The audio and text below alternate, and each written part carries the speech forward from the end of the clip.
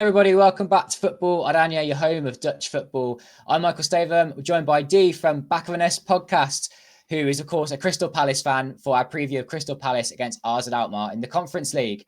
We'll be looking forward to previewing this one with our weekly show this week being a focus on a Dutch team in Europe. AZ Alkmaar, perhaps one of the favoured teams to go far in the Conference League. There are, of course, teams from each of those big top five leagues, but AZ Alkmaar flying the flag for the Netherlands. We look forward to getting into how AZ could do in this competition, but also the Crystal Palace perspective with Dee. So how you doing, mate? And are you looking forward to this one? How does the AZ game rank in Crystal Palace's fixtures that you've got in this competition? I mean, it's up there. Thanks for having me on. It's up there as one of the most difficult games. We've got Strasbourg as well. So we're looking at this game at home, thinking maybe as we're playing at home, we should play in our advantage. So maybe the second most difficult game in the fixture list. But it's a massive game, I think, for both teams for one reason, and that is Larnaca. I think, never expected to drop points against Larnaca. Of course, we lost at home. Alkmaar also lost that game because of the red card. So, there's not that many games in the Conference League, 6 games, and 2 has already been played. If we were to lose this one, I know there'll be a lot of pressure on Palace because of the expectations going into this tournament. So there's a massive opportunity to bounce back, but also I don't expect it to be an easy game. So we need to be on point. I think we might have been a bit too complacent in the Larnaca game. So I think that might have worked us up for this one. Yeah, that's what I'm worried about too, that you've got that defeat out of the way and they won't come against RZ. Maybe lightning strike does strike twice. We'll have to see from an RZ point of view.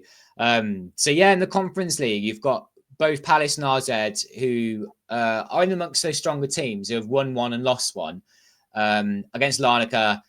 I did over on your youth channel a show where we've been previewing the games. Of course, if anyone's interested in checking out that one, we'll talk about the game even more over there. And thank you to anyone that's joined us from Back of an Edge podcast and vice versa.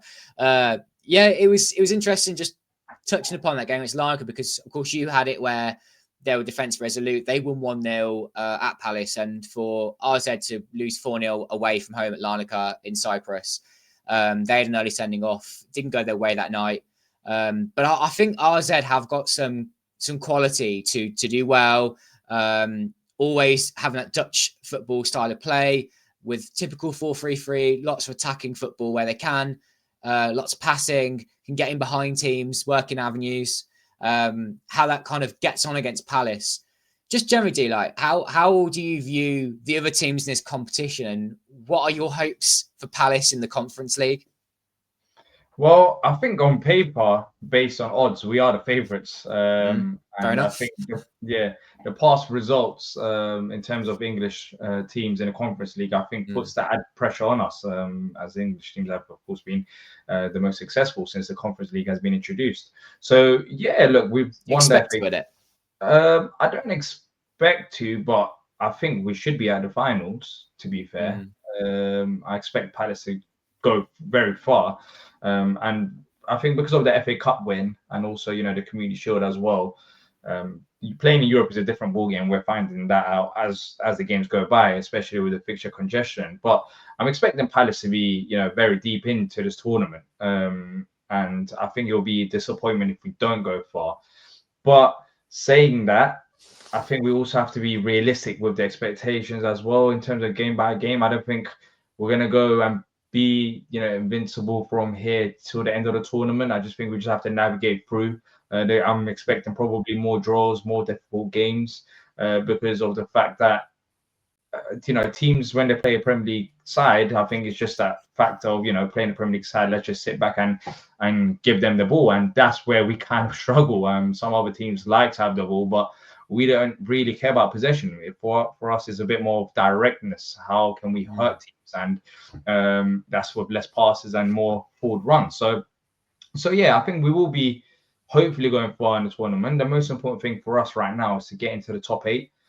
Doesn't really matter if we finish first or 8th. The biggest thing is to get into the top 8 because we just can't really afford to have many more fixtures, especially if we only qualified for the playoff round.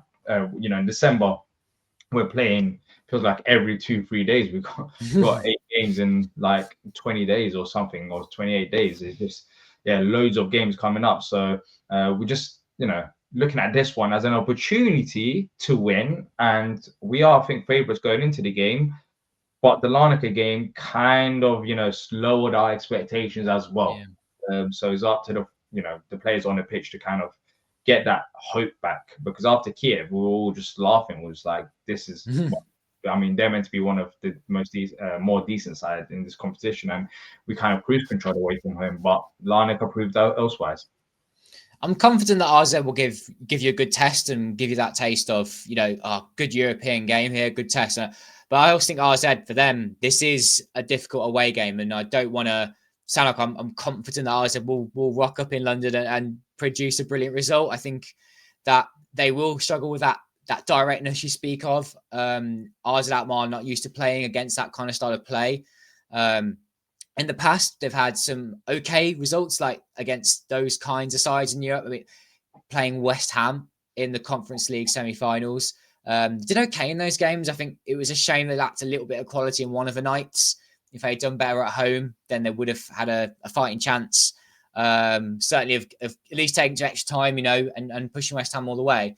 And thinking also of other great results have had, like beating Lazio in the same competition on the run to that Conference League semi-final. But then last season they did struggle a little bit in the Europa League. So this RZ side for me, it has lost those players that went to that semi-final Conference League a couple of years ago. It had a new look last season in the Europa League. Those same players predominantly are there. Troy Parrott has had a great season and a bit, scoring lots of goals in this season in particular, back to full fitness. Obviously, people may have heard of him because he used to play for Spurs. Yeah. Dutch football fans that are watching this will know about Parrott's strengths, but also his weaknesses still. He's got a long way to develop himself as a player. If he wants to end back up in the Premier League, then you've got some experience in the spine of that side. Don't know if Class is going to be fit. And I know I was doing this in your podcast, and I don't repeat too much. Of course, we'll have different conversations, but really interesting how Valterhus gets on, a really young Dutch centre-back who will get on the back of strikers, any team, any striker. There's always seems to be a clip of him like having his arms around someone. At the weekend, he had his arms around their massive Norwegian striker, Sparta Rotterdam's striker. And the referee came up to Hus and actually pushed him as if to say stop. And there was a proper reaction to that, as if to say, like, you can't have your hands on a player as a referee, like you're meant to rise above all of that. Yeah, that's crazy. Yeah, exactly. Yeah, it was the one that was widely shared on like social media. Yeah, I'll be interested to see how that centre back duo of Hus and Penetra get on against some of the Palace strikers and forward players. I think RZ will be able to camp in at points and be defensively resolute, and kind of go against what Palace like teams to do and come out and play. But also RZ will have the ball at times when they can break out and sort of get a breather from their defending. And I wouldn't be surprised to see them create some really nice openings using the width, using Case Smith, who's got a great pass on him.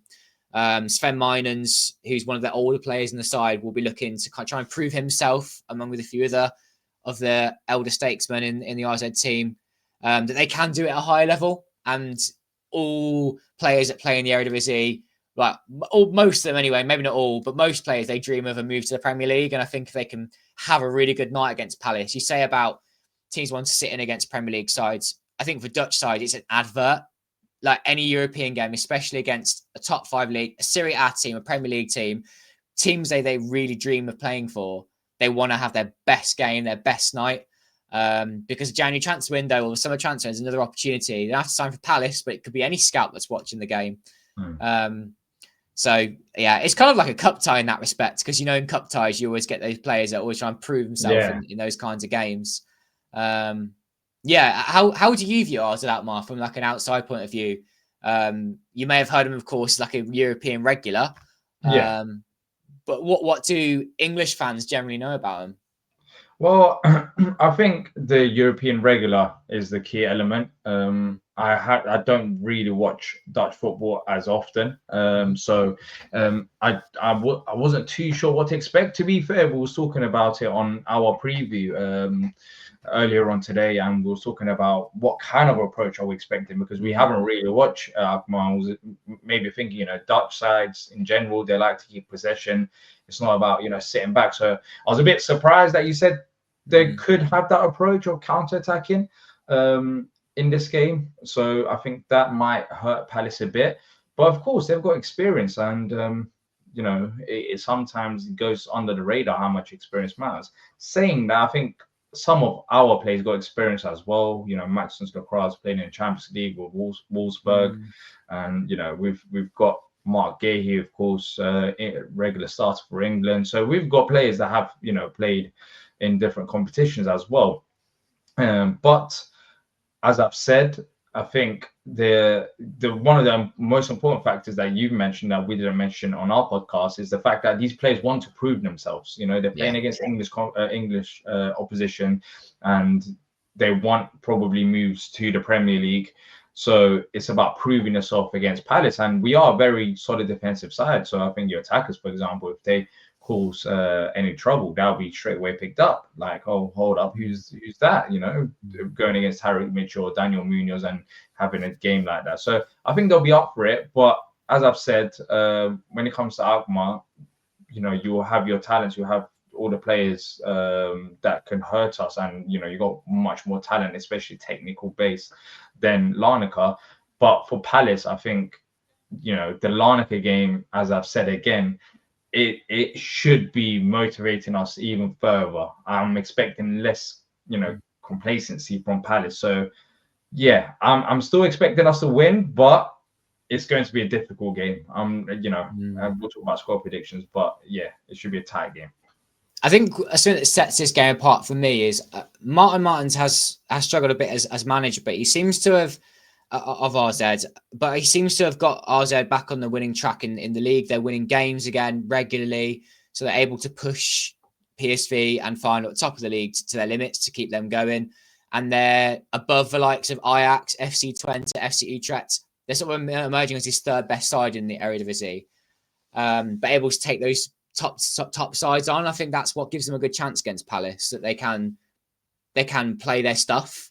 But also defend at points when needed. Their win at Ajax this season is a bit of a testament to that. But I think, like I say, what sets them apart is that, and the mentality of the players seems a bit different this season. What Dutch teams, and ours at Alkmaar in particular, can be guilty of is it's a bit of a transition club, a stepping stone club, that players can go there and we'll finish in European football again. We'll be fourth or fifth, probably have a little run in the cup, and then probably get picked up by PSV or get picked up by a Premier League side or a Serie A side. And players, for me, don't have that extra driven edge when it comes to playing as a team. Sometimes it can be a bit about themselves. However, this season, a lot of the players keep talking about, we can do something this season. Not that they'll go and win the Eredivisie, not that they'll necessarily win the Dutch Cup, though. They did get to the final of it last season. It's kind of unfinished business there for RZ. Should have won that game. But it's in the Conference League that I think, and I'm sure the Dutch fans listening will really enjoy hearing this, I think RZ have got a good chance of going to the final of this competition. I think Palace are in the same bracket as that. The players have said that they think that they can do something in this competition. They think they can go really, really far. And I don't think many Dutch teams and their players would ever say that about a European competition.